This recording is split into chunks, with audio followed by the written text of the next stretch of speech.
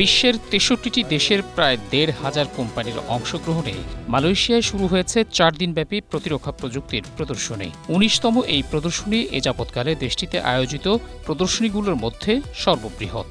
সোমবার এই প্রদর্শনীর উদ্বোধন করেন দেশটির প্রধানমন্ত্রী আনোয়ার ইব্রাহিম। এ সময় প্রতিরক্ষামন্ত্রী দাতুক সেরি মোহাম্মদ খালেদ নর্ডিনও উপস্থিত ছিলেন। ডিফেন্স সার্ভিস এশিয়া ডিএসএ এবং ন্যাশনাল সিকিউরিটি নেটসেকের যৌথ আয়োজনে প্রদর্শনীটি কুয়ালালামপুরের Malaysia international trade and exhibition centre মিটেকে অনুষ্ঠিত হচ্ছে। আগামী বৃহস্পতিবার পর্যন্ত এই প্রদর্শনী চলবে। প্রদর্শনীতে কেবল মালয়েশিয়ারই ৩৬৮টি কোম্পানি অংশ নিয়েছে।